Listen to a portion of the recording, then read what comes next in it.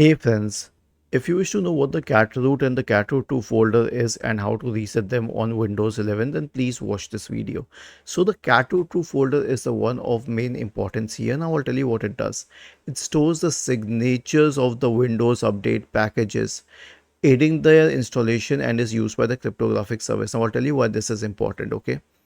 The importance of this Catroot2 folder is because it is the one which is storing this information that this certain update has been installed, so it does not need to be reinstalled.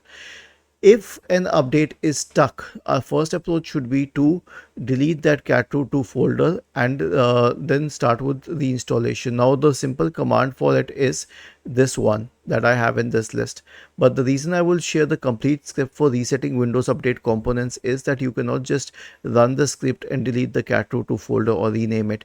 You need to stop the services associated with it, then you also need to delete the profile, you need to re-register the DLLs.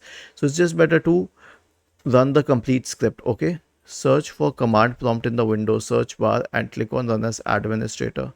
Paste it here and do the needful. It will stop the services associated with Windows updates.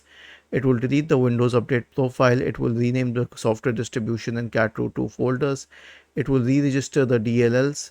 It will reset WinSock, and finally it will restart the services. Was this helpful?